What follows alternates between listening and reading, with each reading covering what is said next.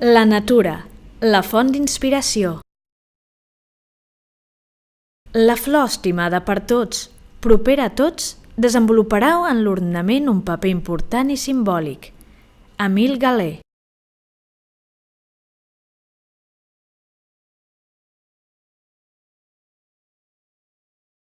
Al llarg de la història de l'art, la natura sempre ha estat una font d'inspiració recurrent, però en el període modernista va tenir un tractament especial i protagonista.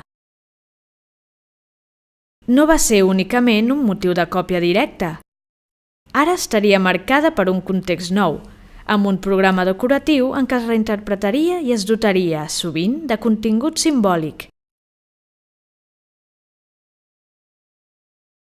La seva contemplació buscava despertar en l'espectador sensacions personals, sentiments, emocions o records.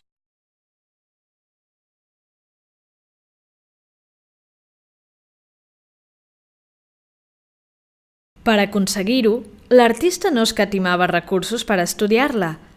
A través del dibuix i la pintura, capturava el món vegetal en estat pur i creava autèntics manuals de botànica artística. En ells recollia els colors, la forma dels pètals i de les fulles, els doblecs de les tiges i, de vegades, fins i tot, l'olor.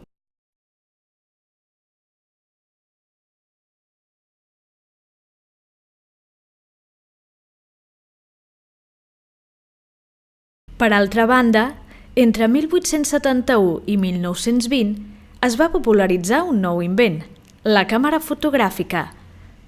L'ull òptic tenia la propietat de copsar la realitat de manera més fidel que el dibuix o la pintura, i molts creadors i artífecs del moment la van utilitzar, com ara el mateix Lluís Domènech i Muntaner.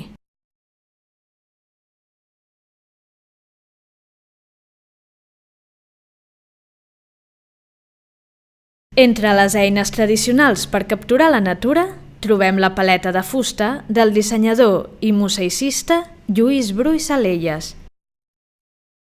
S'acompanya de 2 apunts aquarel·les realitzats per ell mateix. Són exemples d'aquest estudi de les flors.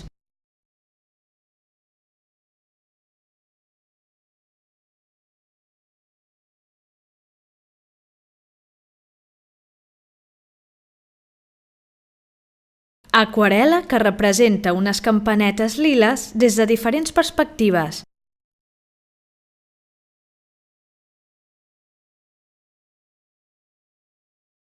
Aquarel·la que representa una espiga d'arròs sense flor, acompanyada de l'espiga florida, l'anomenada flor de l'arròs, que és de color lila. També veiem-la sempre viva, amb el seu característic color groc. Descobrim una curiosa inscripció. Sempre viva del entierro de D. Francisco Soler i Rovirosa. Es tracta de l'escenògraf considerat el més important de la història de Catalunya. Va morir el 1900.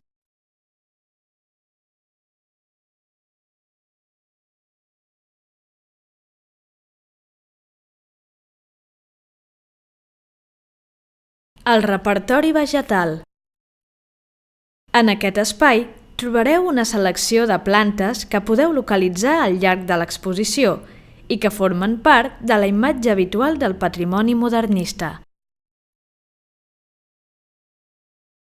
Un quadern amb el títol Apunts de botànica artística ens presenta una selecció de les 20 plantes i flors més representatives del modernisme.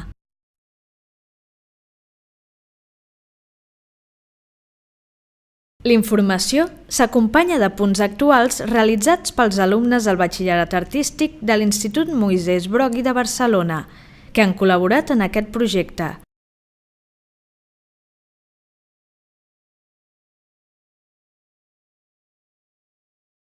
El lliri blanc va ser una de les flors reines habituals.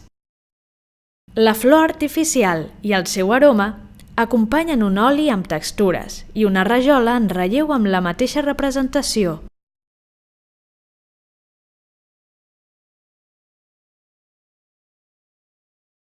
Ens apropem al procés creatiu d'una manera tàctil i olfactiva.